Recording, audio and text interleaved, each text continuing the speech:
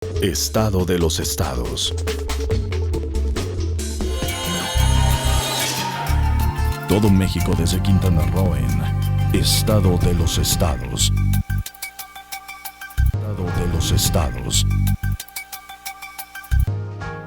Estamos en el programa Estado de los Estados y pues es un honor ya que la titular del programa, doña Lilia, nuestra famosísima periodista. Así es, Arellano Saldaña. Lilia, sí, lo de Saldaña es muy importante decir. Así es, sí. Doña Lilia Arellano Saldaña, que se encuentra ausente en la Ciudad de México y a quien le enviamos un saludo.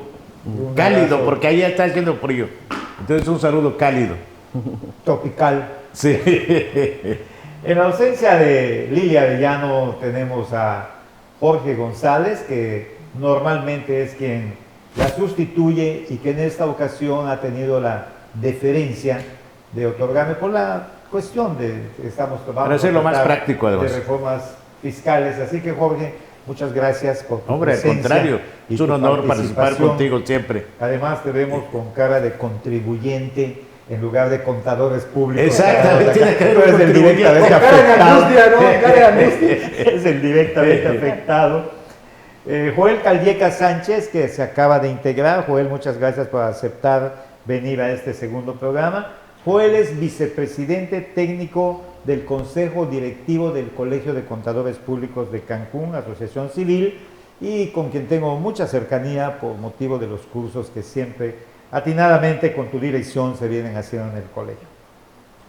Pablo Gutiérrez Laguna, contador público y abogado, comentarista, profesionista, lo presentamos ampliamente en el programa pasado. Pablo, muchas gracias nuevamente por estar en el programa con tus muy acertadas intervenciones. Ramón Arceo Rosado, nuestro contador público certificado, que además está dentro de la Comisión Fiscal de la regional del Instituto Mexicano de Contadores Públicos, que agrupa a 16 estados de Puebla para abajo, y por lo tanto Ramón tiene una responsabilidad adquirida de buena gana por él, que levantó la mano para decir yo quiero, y bueno, afortunadamente tenemos presencia de Cancún en la regional. Gracias, contador. Muchas gracias. El licenciado Fausto Bañuelo Sánchez, oficial de cumplimiento certificado de la prevención del lavado de dinero y financiamiento al terrorismo, que lo digo así con lentitud porque me da cámara lenta, cámara lenta. Fausto, muchas gracias nuevamente por tu presencia, por seguir en este programa que la aridez del tema fiscal, pero con la presencia y matices que ustedes le ponen, y sobre todo porque atañe a todo el mundo, lo han hecho interesante, y espero, mis estimados televidentes, que a ustedes les esté resultando no solamente de interés, sino ameno, como tratamos de que sea, porque el tema fiscal no entra con mucha facilidad, como el tema cultural o el tema deportivo. Entonces, agradecidos de antemano por la preferencia que ustedes tengan por este programa y por la aceptación a lo que estamos tratando acá, que de alguna manera, de manera directa o indirecta, a todos nos toca. Jaime, me gustaría nada más hacer un comentario sobre esto de financiamiento al terrorismo. Muchos pensarán que cuando se habla de terrorismo se piensa en el terrorismo de carácter político, el que se da en el Medio Oriente, tumbar aviones, poner bombas, en fin, todo eso, ¿no? Pero recientemente Trump, el presidente de Estados Unidos, dijo que iba a catalogar a los grupos de narcotraficantes como grupos terroristas. O sea que ellos también están catalogados como terroristas. Todo el que usa todavía no, afortunadamente. Al terrorismo. El terrorismo es un delito que está en el Código Penal Federal, en el 139 Quater, y es muy amplio. Pero simplemente el hecho de cometer un delito grave que causara pánico en el aeropuerto, por ejemplo, de Cancún, podría ser terrorismo por ataque a las vías de comunicación nacionales.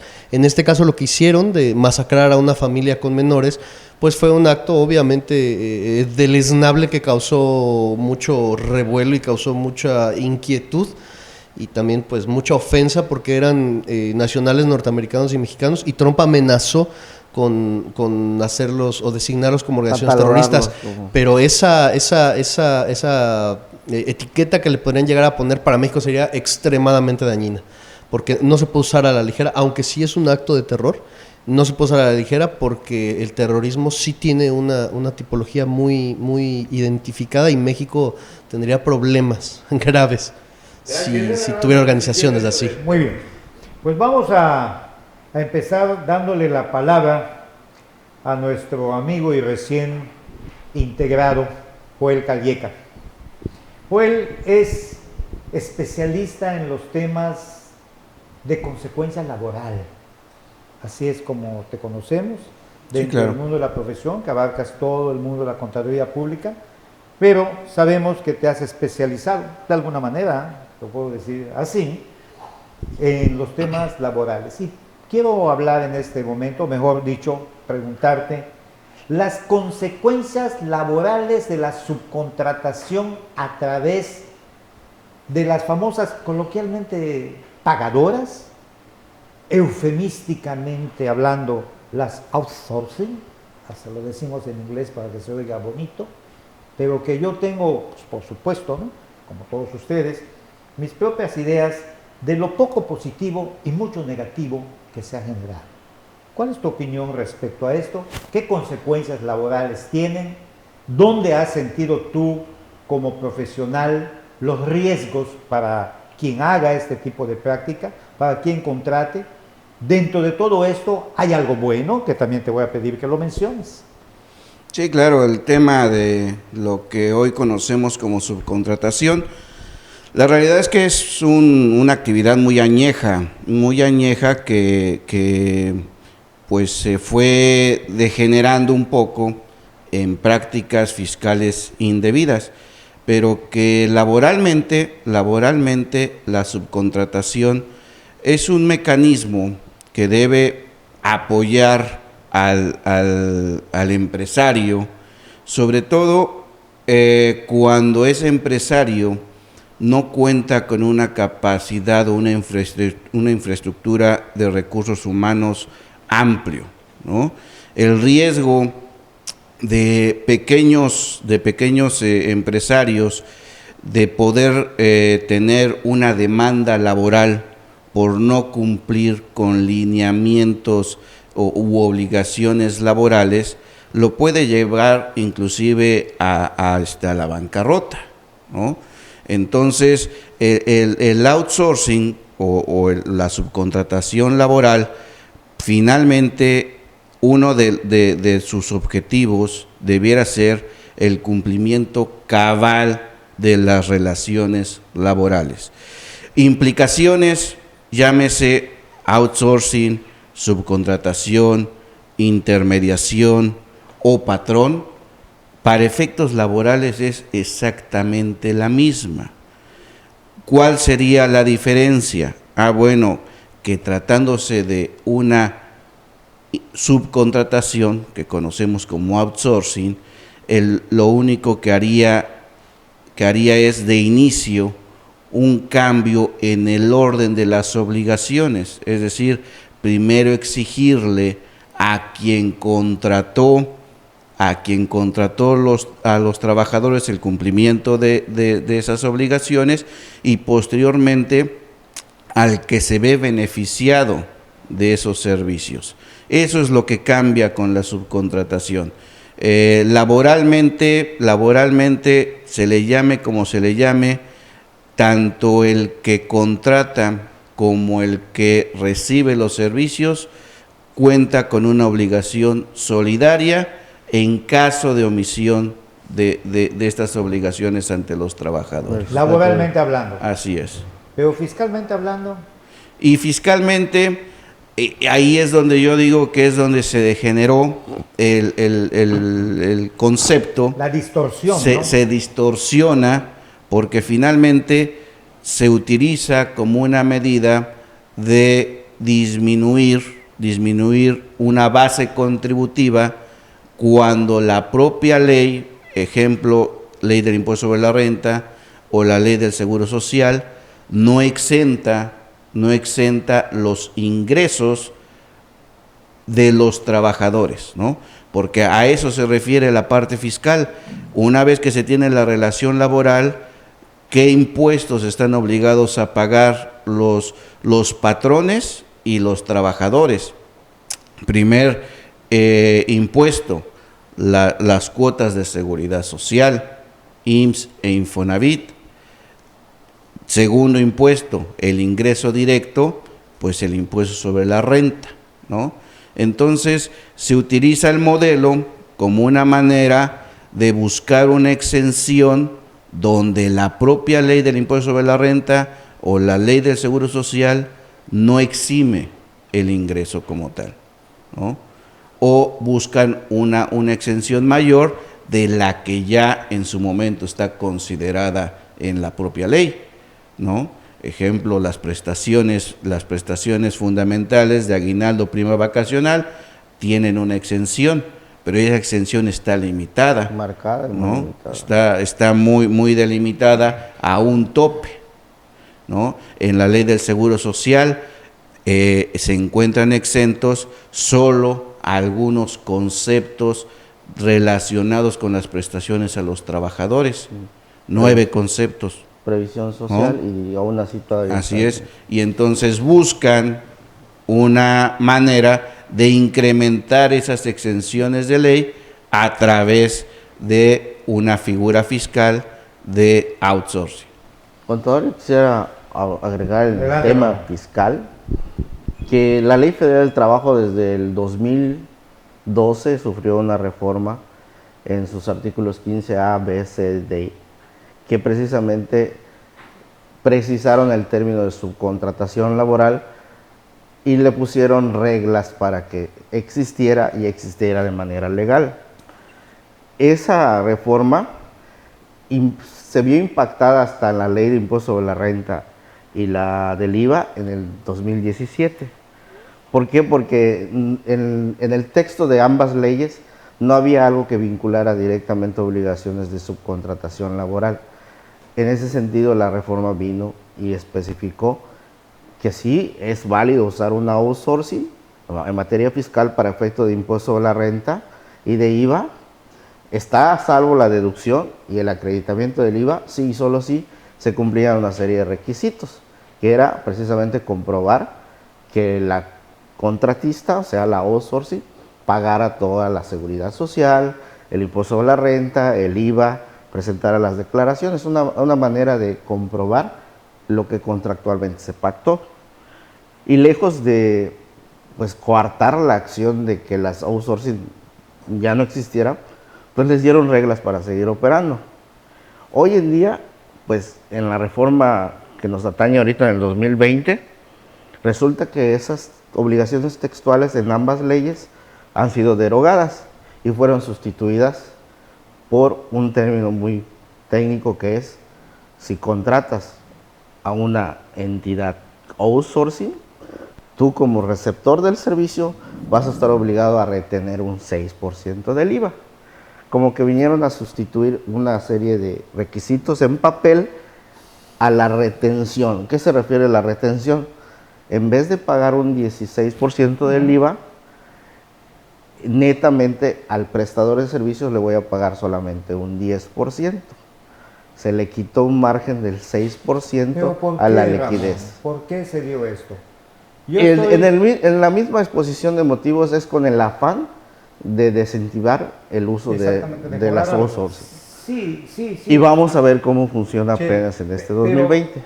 Un momentito, Pablo, nada más quiero precisar algo, porque considero que a toda acción existe una reacción. Claro. Porque tengo 74 años de edad y tengo 50 años de práctica profesional. Nunca he dejado de ser contador público, aunque me he metido en otros relajos. Pero como contador público, esto es lo que me ha dado sustento a mí y a mi familia. Y por lo tanto puedo decir, con base a este peso cronológico, que estoy hasta cierto punto, pues no acostumbrado, sino, aunque ya lo dije de esa manera, a ver esas acciones y esas reacciones. Es una lucha, por llamarle así, de la autoridad con el contribuyente.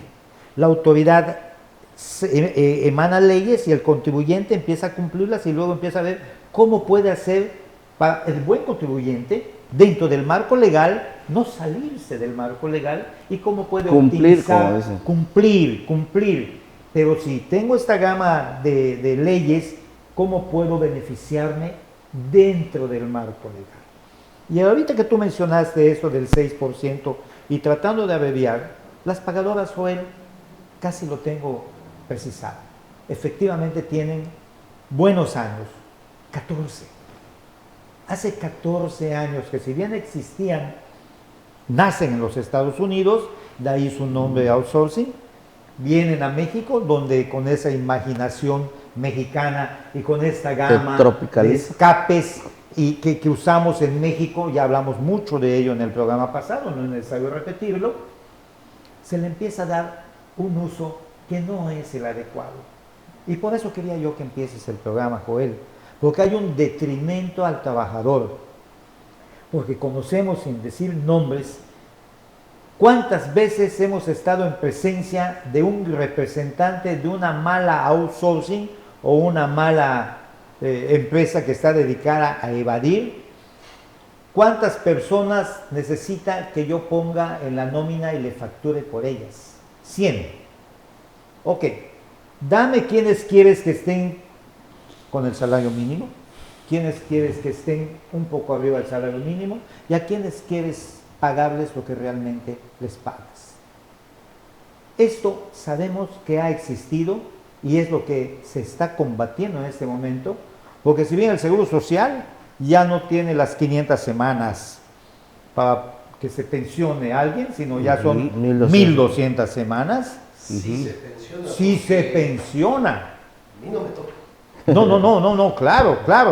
La ley antigua y la ley nueva del Seguro Social. Entonces, viene habiendo una afectación a un futuro cercano o mediano plazo donde el trabajador se va a ver lastimado, donde el trabajador, al estar en el Seguro Social con el salario mínimo y un poquito más, en caso de una situación de un accidente de trabajo y todo, la misma pagadora le dice: yo primero trato con el trabajador y después te va a tocar en la demanda. Tengo a mi abogado que va a tratar de llegar a un acuerdo. Entonces, esta distorsión, esta situación penosa que ha ido en detrimento de la base elemental del movimiento de cualquier economía, que es el trabajador, es lo que nosotros creo que debemos, como bien dijiste, creo que tú, Pablo, que debemos como contadores públicos combatir, no asesorar, no permitir, decirle a la persona en qué riesgo se va a meter, porque bien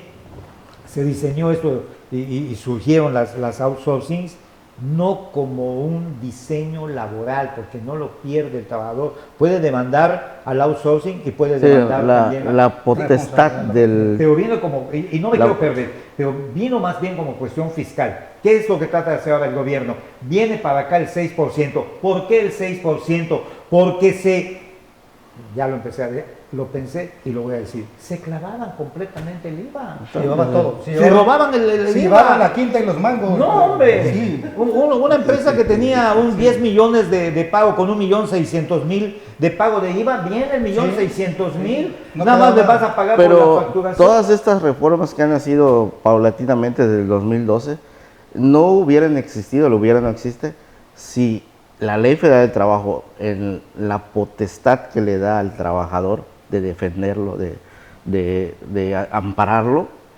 no permitiera la subcontratación. Si sería la obligación directa de un patrón acoger en su sociedad a los trabajadores. Abogado también. Don Pablo, Jaime, la verdad es que este tema de las pagadoras outsourcing es un tema polémico.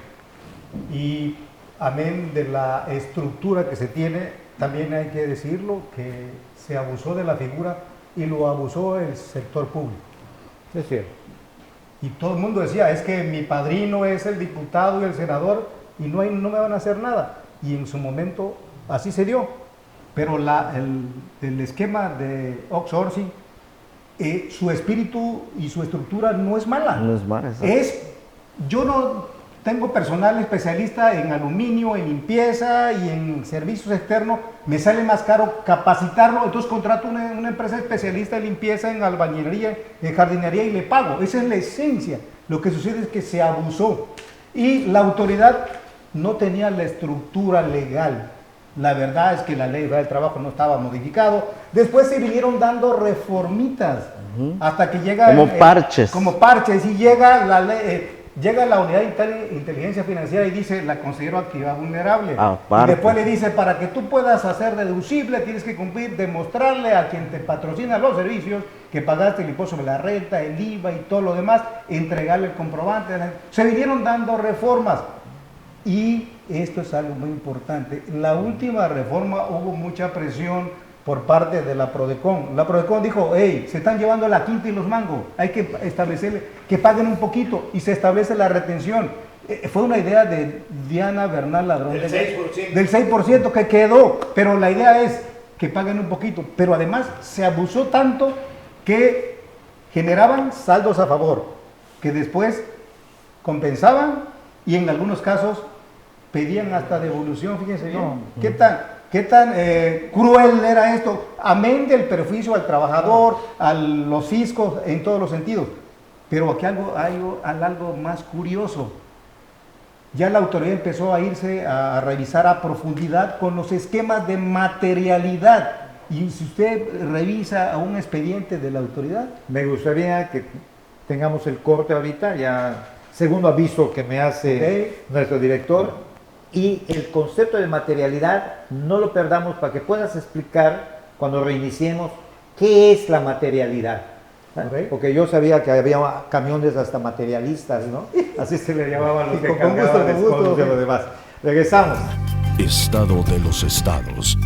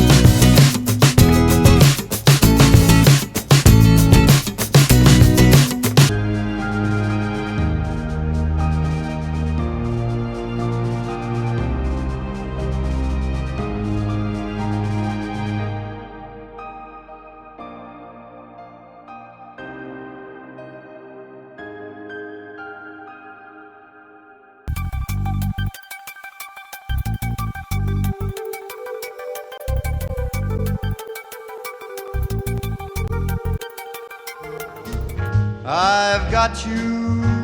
Pablo, nos quedamos en materialidad. La autoridad se dio cuenta. En cuestión de fiscal y de auditoría, que lo usamos mucho. ¿Qué es la materialidad? La materialidad es demostrar que efectivamente el servicio se haya prestado. Y todos los indicios que están a su alrededor deben demostrar, porque lo que sucedía era que el servicio nomás era una compraventa de factura. El servicio no se prestaba. Entonces la autoridad, al darse cuenta, dice, si te dieron personal, demuéstrame a qué hora llegó, qué firmó, cómo está, y todos los elementos que te den certeza moral que el servicio se prestó efectivamente. Este concepto lo están aplicando porque la autoridad, al darse cuenta que se la estaban llevando, estableció lo que se conoce como normatividad interna. La estrategia, y le dice, cuando vayas a revisar a un contribuyente y encuentres que hay servicios de este tipo, aquí está tu pergamino que debes de cumplir. Se van los contribuyentes a los juicios, y aquí hay dos precedentes importantes. Primero, un contribuyente que tiene una devolución, un saldo a favor y pide devolución, y por supuesto que la autoridad fiscal, el SAT, le dice, negativo papá, esto no lleva IVA. En la primera etapa, que es el Tribunal de Justicia Federal y Administrativa, le da para atrás al contribuyente, se va al colegiado, que esto sucedió exactamente en la ciudad de Puebla, y que cree, Puebla dice que es correcta la apreciación del fisco. Y el argumento del contribuyente era que la autoridad no podía apoyarse para definir el concepto en la Ley Federal del Trabajo. Hasta ahí se quedó. Curiosamente, otro contribuyente que tenía facturas de su contratación se va hasta el colegiado y el colegiado le da la razón, le dice si es procedente, es bueno, estudio acreditable. Entonces la Suprema Corte jala las dos tesis y por contradicción de tesis resuelve que efectivamente tiene fuerza la Ley Federal del Trabajo y para que se considere que es un servicio de outsourcing tiene que haber la especialización no mayor al 10% y que no sea más del 10% del resto del trabajador. De lo demás no cumple con ese requisito. ¿Cuál es el comentario? Que la Suprema Corte dijo es correcto que se apoyen en la Ley Federal del Trabajo y por lo tanto si alguien quiere argumentar que la autoridad no puede apoyarse en eso, adelante. Pero la materialidad es precisamente que se demuestre que el servicio se efectuó efectivamente, sí, cosa que avaló la Suprema Corte. Ahora, nada más, Adelante, el tema el problema de eso, y como lo decía hace un rato Pablo, es que entre los buenos se llevan entre los malos se llevan los buenos, porque entonces el tema de materialidad se ha vuelto tan ambiguo que hoy en día no podría existir una definición, un listado exacto de qué es lo que se requiere para demostrar la materialidad. Y esto también deja, desde mi punto de vista, en un tema de incertidumbre jurídica a los contribuyentes, que un contribuyente cumplido nunca ha tenido necesidad de documentar todos y cada uno de sus pasos. Hoy en día, con esto, ese contribuyente cumplido, no importa que sea cumplido, necesita documentar todos y cada uno de sus pasos, porque si no los documenta, el día de mañana la autoridad le dirá, para mí no existe materialidad. Y entonces ese es otro tema que yo creo que se vuelve grave, porque al no estar definido queda al arbitrio de la autoridad. Es cierto y ha sucedido siempre, de eso de que por el actuar de los malos muchas veces se van también los buenos. Sin embargo, pues así están las cosas y es mejor ser conservador, previsor y pensar que te puede pasar esto para que pueda uno tener, y debemos hacer énfasis también con los clientes y con todo el público que escucha a un contador público, qué es lo que debe de hacer aún en exceso para que se cure en salud, porque además ya viene o puede venir la calificación de delincuencia organizada, para lo cual le voy a pedir al abogado Fausto que nos diga qué es lo que sucedió con el concepto peligrosísimo que se ha calificado el contribuyente como delincuente organizado. ¿Qué requisitos dice la ley? ¿En qué supuestos puede caer? ¿Hasta qué montos? Adelante. Muy bien, pues sí, lo que dice ya es un tema reciente y de mucho cuidado. Ahí hasta memes hacen, ¿no? De que hay que tener cuidado de ir con una factura falsa. Lo de la materialidad cae en el 69B del Código Fiscal de la Federación, ya está la lista negra famosa. Ahí tenemos a los EFOS y a los EDOS, las entidades que facturan operaciones simuladas y las que los deducen. Entonces, hasta ahí tenemos un tema fiscal, es de los contadores, hay que documentar todos los procesos para brindarle materialidad a lo que haces, que a veces es complicado porque, por ejemplo, los contadores, ¿qué materialidad tendrán? Pues ya la contabilidad es electrónica, entonces a lo mejor van a tener que hacer muchos formatos más, ¿no? De minutas de reunión con sus clientes, van a tener que hacer los formatos, los correos, van a tener que hacer sus expedientes por cada cliente para ver que realmente estén haciendo una labor contable y no estén simulando. Porque si están simulando, entonces ya podrías caer en el supuesto del 108 y el 109 del Código Fiscal de la Federación, donde ya por la cuantía, ahí la fracción tercera es 1.300.000 más o menos, por ahí. Te dice que ya después de 1.300.000, pues ya estamos hablando, bueno, y antes en otros casos, de defraudación fiscal. Entonces, hasta ahí ya tenemos un delito. El Código Penal es el que te agrupa los delitos, pero en otros ordenamientos hay conductas que son tipificadas como penales. El 108 del Código Fiscal de la Federación es el caso. Hasta ahí todavía estábamos bien, era una cosa de defraudación, ya era peligrosa, pero ¿dónde se vuelve más? Que ahora tenemos la ley de delincuencia organizada, Dice ahí en el artículo 2, cuando 3 o más personas se reúnan para habitualmente o de facto realizar una actividad ilegal, ya tenemos delincuencia organizada. 3 o más. 3 o más. Eso más, sí. ¿Y qué dice ahí? Creo que es la fracción tercera, si mal no recuerdo. Esos 3. Que una de, no, 3 de aquí para allá. Sí, no vaya a Dice ser 4, el 3. peligro. Dice ahí, una de esas, o más bien el artículo 3, tiene muchas fracciones que te dice cuáles delitos se consideran delincuencia organizada y dentro de ellos está el 108. Entonces una pagadora podría estar cometiendo delincuencia organizada y cuando ya entras al reino de la delincuencia organizada, ya es un delito federal que no alcanza fianza y no es amparable. ¿Hasta qué monto? A partir de 1.300.000 y se habla del monto de los 7 7 millones. millones. Los 7.800.000. 7 millones. 7.800.000, la autoridad en todos los casos va a establecer el monto del perjuicio. Exactamente. El monto de Al lo que erario hayas dejado público. de pagar y la conducta. Entonces, originalmente no tenía monto, pero luego ya se aprobó que con un monto de 7 millones y un poquito más. Pero en el 108 son 7 millones de impuesto defraudado. ¿De Y en el- impuesto defraudado? y en el o 100 del monto de la factura? No, es que impuesto defraudado. las facturas de la reforma movió al 113 bis las operaciones simuladas con la compra-venta de facturas, que ahí el parámetro son los mismos 7.800.000, pero de factura, no de impuesto. Sí, se entiende. En el 108, Bueno, Ramón, una si te tiran la defraudación de factura, 7 millones. Vamos a poner el ejemplo para que pues los que no Y en son las tan- facturas, si facturas apócrifamente basta con que 8 haya- millones, ya estás en el presupuesto. ya estás en el delincuencia supuesto. organizada. Ya lo Vayámonos actualizaste. al tema de las facturas. X contribuyente compra indebidamente una factura por servicios de pintura de su empresa y le facturan 8 millones de pesos.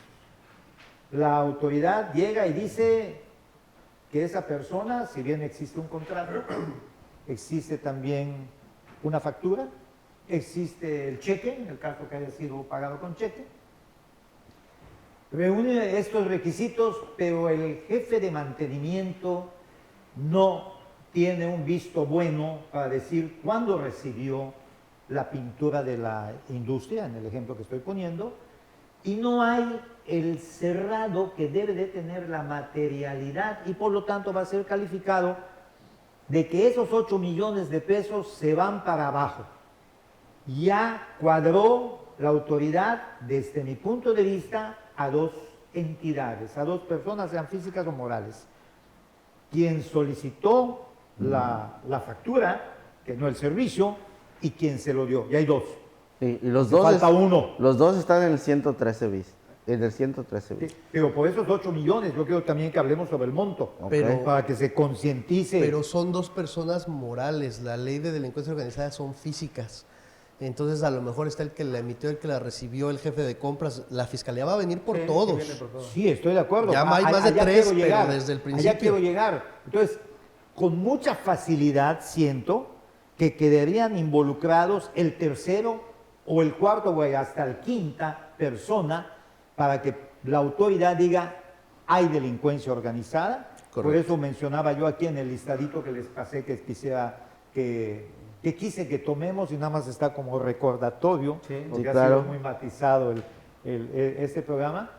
El comisario, o el contador, o el asesor externo que nosotros lo somos, Responsables solidarios. responsable solidario, y con eso se podrían configurar los tres que necesita, entre comillas, la autoridad para señalar la delincuencia Y hasta organizada. más delitos, porque igual y si es el contador que pusimos como comisario en el acta constitutiva, porque nos encanta poner al contador como comisario, es como una tradición que no debe perderse, espero que sí, para que no Hay tengan que ese cobrar riesgo. el servicio y hacerlo No, bien. sí, Hay sí, que hacerlo bien, hay que es hacerlo una bien, cosa bueno. peligrosa.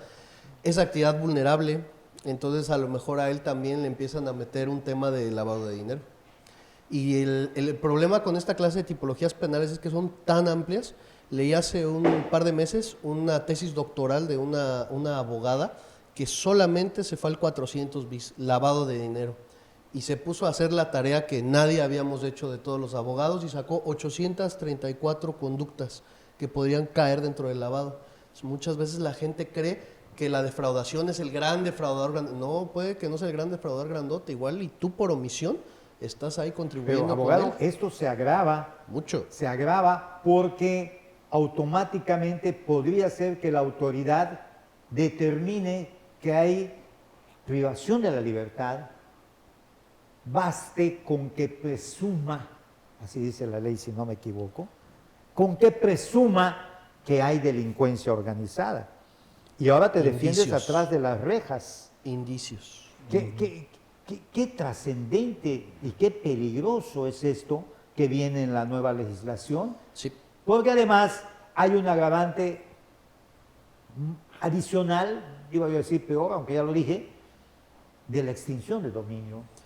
¿Qué Que es la tenemos extinción ley de nueva. dominio? Y me dirijo a ti, aunque tenemos el abogado que es Pablo, pero estoy entendiendo que tú estás en esa especialidad, estudiando y leyendo Así tesis es. como las que acabas de decir.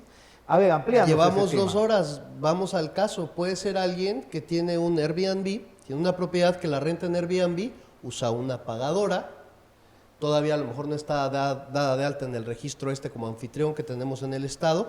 No sabemos al día de hoy si necesita o no tener licencia municipal, presumimos que sí. No sabemos si tiene 3 o 4 propiedades, si necesitaría aperturar sucursales en el SAT, no sabemos, presumimos que sí, todavía no hay regulación. Pero esta persona podría caer ya después a la extinción de dominio. Tenemos una nueva ley porque la ley anterior se abrogó. En octubre entró la Ley Nacional de Extinción de Dominio, en donde ahí nos mete a todos los de la delincuencia organizada, todos los que estén en el tercero de delincuencia organizada. Antes era exclusivamente narcotráfico, trata de blancas, secuestro. Ahora, por un tema de defraudación fiscal, podemos entrar a la acción de extinción de dominio, que es una acción independiente, que según esto no es una acción penal, pero sí es una acción penal, ahí la ley quedó bien rara también, es independiente y no necesita esperar a la sentencia del delito precedente. Cuando la autoridad presuma que hay un delito grave que esté dentro de la ley nacional, nos vamos directo a la extinción de dominio. No es amparable, aunque ya hubo una tesis que se pronunció en el sentido de que no se puede rematar el bien hasta en tanto no se alcance la se puede sentencia, rematar. pero mientras no es amparable, te rematan tu bien. Te Y lo también confisco. no hay mucha claridad, porque en alguna parte te da a entender de que si llegaras a ser inocente, hay algunos que decían, te van a pagar como si te expropiaran, pero hay partes de la ley que dice que te podrán regresar lo que sobre del remate del bien. Y en Cancún, ya yo vi un caso de extinción de dominio, una casa en la Supermanzana 17 en un Airbnb, con la ley anterior, que había un tema de trata de blancas, me digas, y ya. perdió la casa. Bueno, pues ya había un asunto de trata de El blancas, El ¿no? propietario no pudo probar la buena fe que la ley exige. Fíjate, yo nomás quisiera preguntarles, bueno, para precisar la información, ¿se puede catalogar como pues delito, ¿no? Como delito grave de delincuencia organizada a quien defraude hasta 7 millones de pesos? De 7 ¿Es así? De 7. A partir de 7. Aquí partir hay, la verdad es que generó A mucha partir de confusión. 7 millones de pesos. El secretario de Hacienda lo cuestionaron muchísimo y él emitió un comunicado donde dice, no se espanten todos, porque así decía, oye, el de chiquitito y el otro. Entonces, en un comunicado oficial, dijo, espérenme, clasifico a los contribuyentes. Hay uno que puede cometer alguna irregularidad por desconocimiento o por error, no pasa nada. Hay otro que sí se le puede fincar una responsabilidad, pero tiene un procedimiento y alcanza fianza. Y el otro es el de 7.800.000, que no alcanza fianza y además se considera delito grave, en la opinión del secretario de Hacienda, pero habla de impuestos. De impuestos, sí, por eso, 7 millones de impuestos. Ahí quería habla de precisar. 7 millones de impuestos. Y la otra Pero cosa no del es... monto de la factura, sino de la No, que el impuesto, impuesto a pagar, o sea, el impuesto defraudado, Así es. sea mínimo de 7 millones de pesos. Y la otra cosa, y lo pasado, como dice la canción, ya lo pasado, o sea, los que defraudaron antes, ya a partir de esta ley no es retroactiva, ¿verdad? Hay un principio general de derecho que dice que las leyes no son retroactivas. Los que cometieron ilícitos antes de la promulgación de esta ley, pues ya Tendría que ser con las leyes Ya pasado, ¿no? El principio es una garantía de un derecho humano. Es Correcto. que las leyes no son Retroactivas, Pueden ser claro. aplicadas en Sin perjuicio de una embargo, persona. cuando hay embargo. una consecuencia que viene de atrás, vamos a Tractos, suponer sí. exactamente que su origen es por ejemplo, un caso de una pérdida fiscal, la voy a aplicar en este año, pero se originó para atrás, la propia ley me dice que yo tengo que ver si era procedente en esos años. Entonces, en la ley de institución de dominio, la conducta tiene que estar relacionada con actividades irregulares, que ya mencionaba, trata de blanca, esto y esto y esto, actividades ilícitas. Y hay que ver el origen para atrás, a lo mejor fue antes del inicio de la ley, y que por tratar de combatir la conducta, porque acuérdense que esto también tiene que ver con la Ley de Seguridad Nacional, que es una prioridad nacional. Entonces, viene un conjunto para agarrar todas las disposiciones, tiene como fin combatir las actividades irregulares e ilícitas. Entonces, pueden irse... La garantía es para las actividades lícitas, porque las que son ilícitas no tienen garantía de ley. Las que son ilícitas no estarían sujetas a ninguna ley porque son ilícitas. Entonces, por tanto, ese precepto de la no retroactividad no aplicaría si estamos hablando de una actividad ilícita. No está sujeto a eso. No tiene ninguna garantía, no tiene ninguna Sí, por garantía. eso que nomás para precisar, para que nuestros radioescuchas, nuestra audiencia lo tenga claro, ¿no? Muy bien. Adelante, También Ney. existe el temor, y creo que todo el mundo anda pensando en ello, hasta yo. Y me imagino que si se los pregunte a ustedes, si les lo pregunte hasta ustedes, el manejo de las tarjetas de crédito. Pero nos vamos al corte, ya me hicieron Perfecto. la manita. Con gusto. Entonces, reiniciaremos con el uso de las tarjetas de crédito y su nueva regularización en la ley. Correctísimo. Regresamos. Estado de los estados.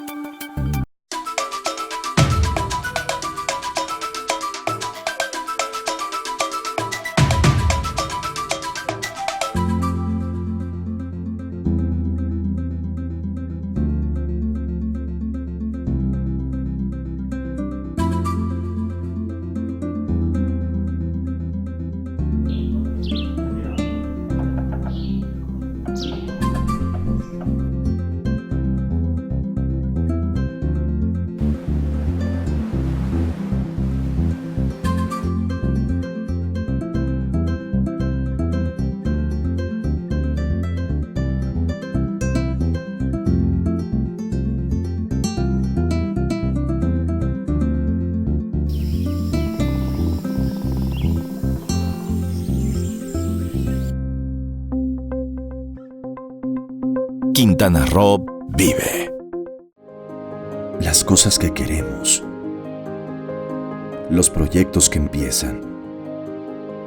Las ilusiones concretadas necesitan una asesoría legal y una base concreta. Notaría 64. Respaldamos tus actos legalmente.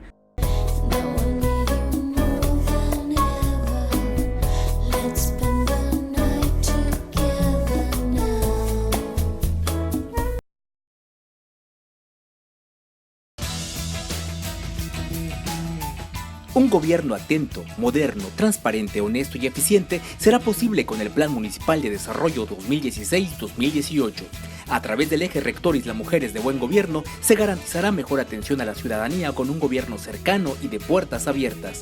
Hoy, gobierno y sociedad suman esfuerzos haciendo futuro por un mejor Isla Mujeres.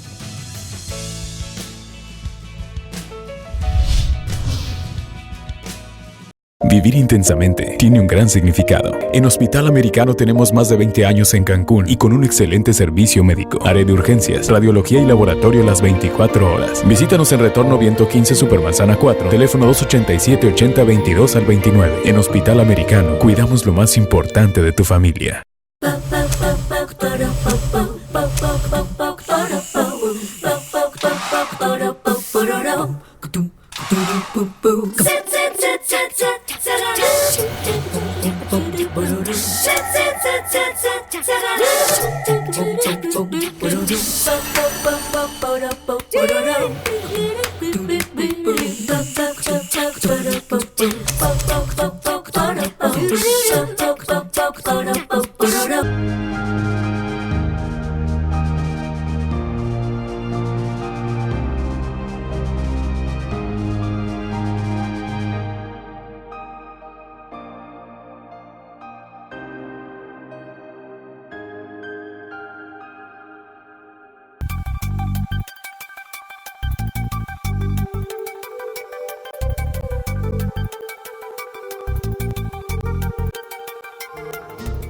I've got you. Fausto, tarjetas de crédito.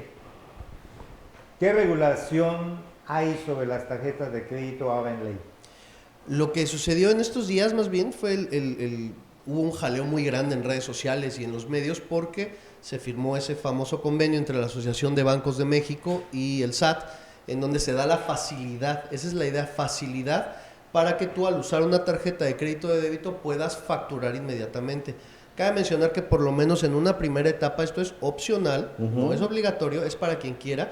Está muy bien porque pues traes la tarjeta del despacho, compras y ya te facturan, ya no tienes que sacar el ticket, ir a internet o ir al módulo, es una facilidad. Pero la gente lo percibió como que era una actividad más de fiscalización. Es bien curioso porque esto cae en el tema muy conocido entre los contadores y algunos empresarios ya más que están más avesados de discrepancia fiscal. Mucha gente antes utilizaba las tarjetas de crédito y las pagaba en efectivo porque creían, antes sí era, pero esto ya tiene muchos años que no, que la autoridad no veía lo que estaba dentro de la tarjeta. Entonces una manera de no declarar un ingreso era pagando una tarjeta de crédito en efectivo con ese ingreso que tuviste y que no estás declarando. Entonces en el caso de una revisión pues caes en una discrepancia fiscal. Desgraciadamente esto pues es una creencia porque la autoridad ya ve tarjetas de crédito desde hace muchos años. Entonces la discrepancia fiscal es algo que tenemos que cuidar mucho. No es como lo manejaba la gente de que es que si saco a 18 meses sin intereses voy a caer en discrepancia fiscal. Pues no, se tienen que manejar cantidades irracionales para caer en ese supuesto. Don Jaime, sí hay que atenerse a la información oficial o a lo que digan las disposiciones, porque la verdad yo vi 2, 3, y hasta una iniciativa que se dio en redes sociales para ir en contra de las tarjetas, como por ejemplo decían algunos de ellos, algunos mitos y realidades. A partir del 1 de enero agarra tu tarjeta, las cortas y las tiras a la basura, porque te va a cobrar impuestos, recargos y multa el SAT, o te va a determinar una discrepancia fiscal. Lo cierto es que no es así. La Asociación de Banqueros de México y el Servicio de Administración Tributaria, el 19 de noviembre de 2019, firmaron un convenio para promover lo que se conoce como facturación instantánea cuando pagues con tarjetas de crédito. Y aquí, ¿qué es lo que se busca? Lo que menciona el abogado es quitarse dolores de cabeza para el que quiera un comprobante. Voy a la tienda y compro una laptop y la tienda me dice ve a servicio al cliente o ingresa a la página de la empresa y lo obtiene. Un verdadero calvario. La idea es que la Asociación de Banqueros de México va a actualizar 1.300.000 puntos de venta. ¿Cómo lo va a actualizar? Va a ser una homologación entre el chip de la tarjeta de crédito y la terminal de punto de venta, de tal manera que cuando pague pueda ir a una terminal y ingresa su RFC nada más, ya no hay más datos, con el RFC lo tecleas e imprimes tu factura, se acabó. Y este programa, según los banqueros y el SAT, va a iniciar a partir de abril. Y como, ¿para quiénes va? Esa es la idea, ¿quiénes van? Las tienditas, las misceláneas, gasolineras. Pero como acertadamente mencionó el abogado, es voluntario. O sea, el establecimiento y el tarjetario... ¿Puedes usar la factura o no usarla? Puede pagar con tarjeta y no pedir factura. O sea, lo que hay que cuidar este caso, que como en el momento mismo se va a emitir la factura, se timbra, como coloquialmente lo conocemos, en ese momento ya el SAT tiene la información, que cuando mínimo lo que pasaste con la tarjeta, debes tener de ingreso para la cuestión de la discrepancia fiscal. Si yo paso mi tarjeta por 1,000, quiere decir lógicamente que mínimo tengo 1,000 pesos de ingresos. Cuando yo pague la tarjeta de crédito, ese recurso debe tener un origen ya con pago de impuestos. Es de mi nómina, es de una renta que cobré, es de un honorario, es del cobro de un servicio que de 2, 3 clientes, ya debe estar debidamente declarado para los impuestos, para evitar la discrepancia fiscal. Si no se da eso, ejemplo, firmo con la tarjeta de crédito 1,000 pesos y cuando llegue la fecha de corte pago 1,000 pesos en efectivo, ahí esos 1,000, si no los declaro, voy a caer en una discrepancia. ¿Por qué? Porque no tiene un origen de pago de impuestos. Esto exponenciado con n número de operaciones pudiera darse el hecho de generar una discrepancia. Lo único que hay que hacer es el control y obviamente pagar las tarjetas de crédito con dinero que ya pagó impuestos. Siempre en la vida yo he dicho que en la materia fiscal es como la vida familiar o la vida en la sociedad. Tiene que tener un control. Exacto. Si yo le digo, vamos a comer, le digo a mis amigos, la cuenta son de 10,000 y somos 10, dame 1,000 y yo pago con mi tarjeta. A lo mejor dicen, este es buena gente, pero al final, como menciona Ramoncito, van a preguntarme de dónde utilizaste el dinero para pagar esos 10,000 pesos.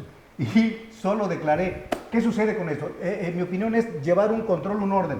Para mí, el uso de tarjetas de crédito y todo el sistema bancario, para mí es, en mi opinión, es una maravilla. Si yo sé trabajar bien con una tarjeta de crédito, la puedo usar como una fuente de financiamiento y me puede servir para un historial.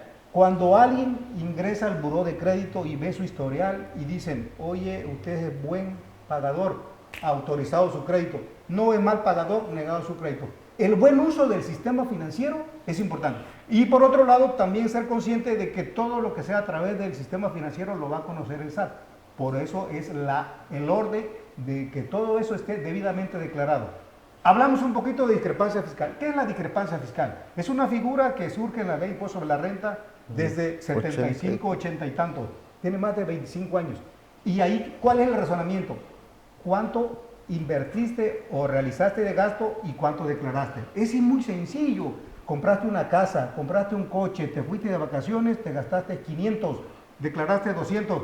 Así de sencillo, no se necesita una reingeniería financiera para decirle, el SAT te dice, a través de un comunicado, demuéstrame de dónde salieron los 300 porque nada más declaraste 200. Es una tristeza que una entidad que debe de provocar un beneficio muy directo a cualquier nación como es la banca, pague, si tú pones 1,000,000 de pesos para ganar unos intereses y protegerte de inflación y otras cosas, si te paga el 6% anual, Es mucho. Es mucho, don Jaime, es muchísimo. Eso. pero en cambio, para que te dé prestado o vía tarjetas de crédito, que no deja de ser un crédito, alcanza el 70%. Altísimo. Y para mi gusto, es una desgracia que la banca nacional esté en manos de extranjeros, donde se toman las decisiones en España, en Estados Unidos o en Inglaterra. Bueno, ahí cabe puntualizar que ya hay 54 bancos, si mal no recuerdo, en México, 8 grandes. Entonces ya hay muchos bancos también. Eso de las tasas es una cosa de mercado, porque pues obviamente Estoy de son los acuerdo en que sean grandotes. de mercado. Hay que irnos con los bancos chiquitos, porque en los bancos estás de Estoy malo, de peor acuerdo. y mucho peor. Pero hace falta la acción de un Competencia. estadista y no de un gobernante.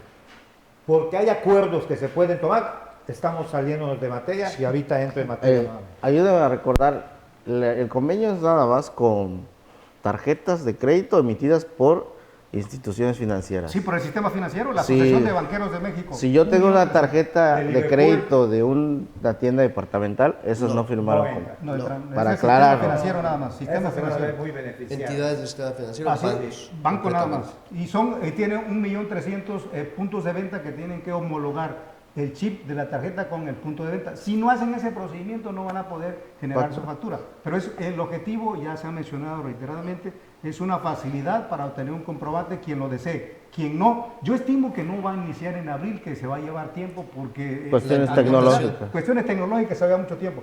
Pero no, el mito de que te van a cobrar impuestos el día 1 de enero y que hay que quemar las tarjetas, creo que no es correcto. No. Joel, Sí, claro. Actividad vulnerable, Joel. Aquí, junto con el abogado, ¿tú sabías que estamos practicando una actividad vulnerable los contadores públicos? Pues hasta eso hemos llegado. Lo dijiste bonito. Hacemos tanto que Ya nos metieron en bronca, Joel. ¿no? A ver, Joel, Sí. ¿cómo le haces tú con tu clientela para evitar la vulnerabilidad? Bueno, de es nuestra que profesión? en estos casos sí hay actividades específicas, ¿no? En las que como contador público puedes caer como una actividad vulnerable. Una de ellas es a lo mejor, como decían hace un rato, que ingreses como un comisario, que en algunos casos realices actividades de las que estipula el 17 de la ley, pero creo que son actividades muy específicas que todavía deja fuera una gran digamos, mayoría una gran parte de la actividad del contador público que no es actividad vulnerable. En realidad, el categorizarlo como una actividad vulnerable tiene que ver con esas operaciones de riesgo o en su caso Que involucre manejo de recursos. que involucre Manejo de un recursos, esa es la palabra. que involucre Administre manejo de si no, recursos no hay nada. y que pueden ser financieros o inclusive de Bueno, carácter es que humano, ¿no? La actividad de contaduría pública, no solamente nosotros pensamos como externos, la mayoría que somos, pero la verdad es que hay muchísimos contadores Sí. públicos que están trabajando de manera interna como directores de finanzas, como directores de tesorería. No, y son porque esos a porque los hay que- vínculo. No, no es. Cuando hay vínculo laboral, ya no. Se rompe el esquema. Tiene que ser el contador independiente para Sí. que le puedan hacer Sí, su tiene que cuenta. ver con la identificación del origen de recursos financieros sobre todo. Aunque también, como decían hace un rato, humanos, porque una de las actividades vulnerables es la subcontratación. ¿Y qué le conviene a un contador? Claro, es una pregunta esta muy general, pero yo desde mi desconocimiento la hago. Ser parte orgánica de una empresa, de una entidad, o ser consultor independiente, contador externo, digamos. ¿Qué le conviene más a un? Contesta, Ramón. Bueno, pues es que dependiendo de la convicción que traiga uno en el desempeño de su profesionalismo. Si a mí me apasiona ser un contralor de un hotel, pues igual y decido que sea yo empleado de un hotel, ¿ok? Con ese vínculo laboral, lo que a mí me encarguen no encajaría en la ley de antilavado. Pero yo quiero más cosas, yo quiero ser un asesor, un consultor de N número de empresas, de personas físicas, pues lo que más me conviene es irme por la forma No, depende del independiente, horario muchas veces. pero tengo que leer específicamente la fracción del artículo 11, que habla de 17, perdón, La fracción 11 del 17. que cuando se considera que yo estoy interviniendo en una operación vulnerable con mis clientes. Como ejemplo, si usted es mi cliente y me dice, ¿sabes qué, Ramón? Yo no le hago a las transferencias, yo no sé manejar los estados de cuenta, te contrato para que seas mi tesorero. Ya está involucrando usted, para mí, sus recursos. En ese momento me hago yo hacedor de una operación vulnerable para efectos de la ley antilavado. Yo tengo que generar avisos para decirle a la autoridad los movimientos que me está encargando don Jorge. O por ejemplo, me da encargada su casa o sus casas para que yo administre sus rentas. Son recursos, son bienes inmuebles. Tengo que generar un aviso para decirle, don Jorge me contrató para esto y en el cúmulo de sus rentas percibe mensualmente X cantidad, ¿no? Son ejemplos que le puedo dar. Ramón, ya que tienes la palabra, Iván, ya nos queda poco tiempo para terminar este segundo programa, pero quisiera yo que toques el tema arrendamiento. El arrendamiento, si no me equivoco, ya viene condicionado a que exista el contrato de arrendamiento. Okay. De lo contrario, incluso hay un tema laboral por allá que no podrás exigir a tu inquilino, al arrendatario, en caso Ajá. de que no haya Okay. un contrato de arrendamiento. Sí, esto es muy interesante. Cuando salió la noticia, obviamente las redes sociales lo exponencian a cosas que netamente no Sí, son. No son realmente. Recuerdo una noticia que SAT va a hacer un barrido y todas las que tengan se renta casa van a pagar impuestos, ¿no? La reforma que quedó aprobada por el Congreso. va en el sentido, el contrato de arrendamiento es de orden civil. El arrendador y el arrendatario celebran un pacto donde acuerdan, te doy la posición del inmueble y tú me pagas una renta mensual de X cantidad, y entre el clausulado se pone: si me dejas de pagar te cobro una mora, y si de plano tenemos problemas podemos iniciar ante un tribunal competente un juicio de desalojo, ¿no? Ahí va el punto. Cuando el arrendador acuda al tribunal competente a reclamar rentas que no les han pagado, la prueba para que ese juicio se admita es presentar los CFDIs, los comprobantes fiscales digitales por internet, donde le demuestre al juez que yo ya emití ese recibo para cobrar y que el inquilino no me ha pagado. Si no las aporto como una prueba, no me van a favorecer en determinar el pago de esas rentas vencidas. No van a sentenciar. Esa es una cosa. Dos, que el juez que conozca el juicio tiene la obligación de decirle al SAT: Ramón vino a reclamar rentas pagadas, no presentó sus comprobantes fiscales, pero sí tiene contrato de arrendamiento, entonces tiene ingresos de arrendamiento. Entonces el SAT ya va a tener la información clara y oportuna para iniciar en mi contra alguna facultad de comprobación. Pues muy bien, Ramón, y por ser un tema que a muchos atañe, pues te pedí que lo toques, y que bueno, que lo estuvimos en la agenda. Ya terminamos este segundo programa. Nos quedaron muchísimos temas. Ojalá que doña Lilia Arellano nos conceda volver a tomar el Con mucho tema. gusto. Y hubiese yo querido que un contribuyente cierre el programa. Lo puedes cerrar. Si tú no estás aquí para mí, yo como observador, como de los toros, a los aficionados les dice desde la melones, ¿no? Me interesa el tema, porque me interesa todo lo que desconozco. Sí.